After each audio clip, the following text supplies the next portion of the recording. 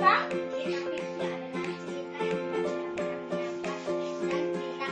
Iya, benar sekali. Cerita fiksi adalah cerita yang dibuat untuk hiburan, di mana isinya itu tidak benar-benar nyata atau hanya sebuah cerita khayalan. Siapa yang tahu contoh cerita fiksi? Tunjuk tangan. Ayo, apakah contohnya? Iya, pinter. Apalagi? Ayo, siapa contohnya? Novel. Siapa lagi yang tahu? Legenda, pinter. Siapa lagi? Siapa? Ayo, siapa lagi yang tahu? Saya. Oke, banyak. Masih ada komik, masih ada cerpen, ya kan? Itu adalah contoh-contoh cerita fiksi. Oke, untuk lebih memahami lagi, ayo kita menyaksikan video. Apa itu cerita fiksi? Cerita fiksi adalah cerita khayalan atau tidak nyata. Cerita fiksi dibuat berdasarkan imajinasi atau khayalan dari si penulis cerita. Nah, cerita fiksi biasanya menggambarkan kejadian, pengalaman seseorang, atau sejarah yang ditambahkan dengan imajinasi dari penulis.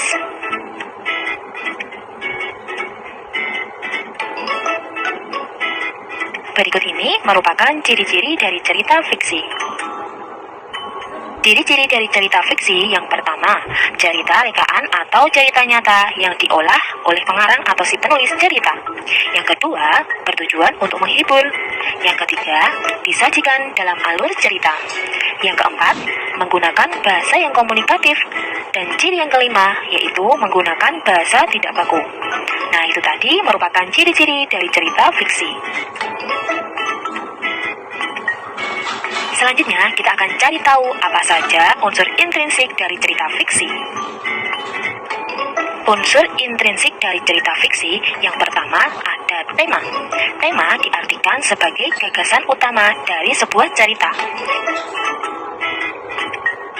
Yang kedua, ada tokoh dan penokohan. Tokoh dan penokohan diartikan sebagai pelaku dan perwatakan yang ada dalam cerita. Alur diartikan sebagai urutan kejadian dalam cerita. Kemudian ada latar. Latar merupakan tempat dan waktu terjadinya peristiwa dalam suatu cerita. Lalu dalam cerita itu ada amanat atau pesan, di mana amanat merupakan pesan yang terkandung dalam cerita.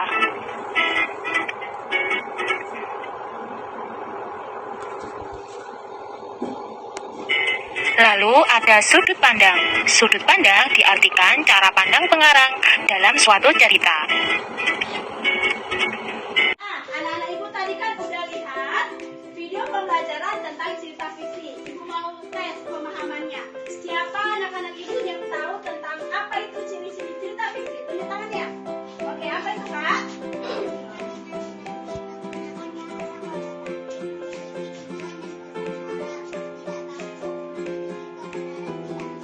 Oke, tepuk tangannya dulu.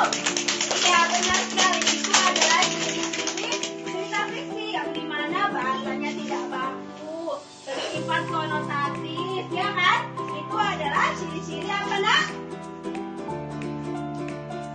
Ciri-ciri cerita fiksi.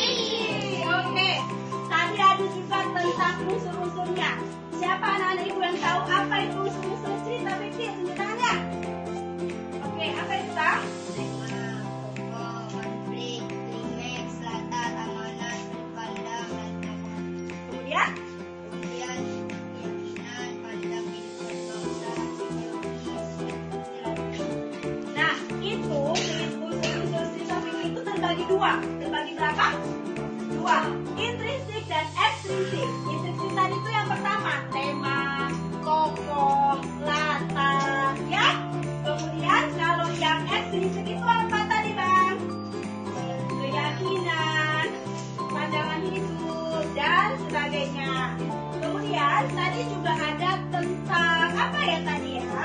Tentang apa coba? Tentang apa? Apa, Nak? Iya, struktur. Coba, siapa yang tahu apa itu struktur cerita fiksi? Kakak tahu? Ayo coba sebutkan.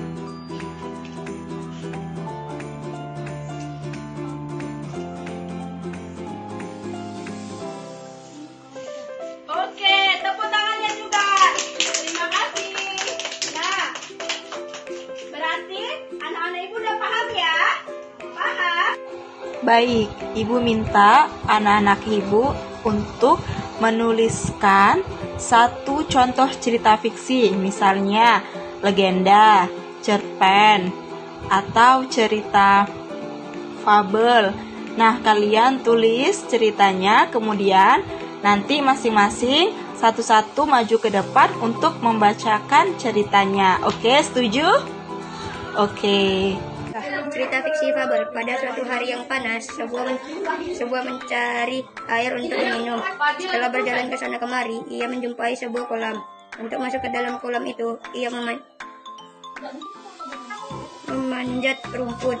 Ketika memanjat rumput, ia tergelincir lalu terjatuh ke dalam kolam. Semut ditolong oleh merpati yang sedang duduk di atas pokok di tepi asik itu. Merpati menggigit sehelai daun lalu menjatuhkannya dekat semut yang sedang terkapai itu. Semut bergerak ke arah daun lalu memanjat daun itu. Akhirnya daun hanyut ke kaki penjarat burung. Penjarat berasa sakit lalu melepas jaratnya. Merpati terbang dari situ untuk menyelamatkan diri. Pesan moral dari cerita ini, perbuatan yang baik dibalas baik.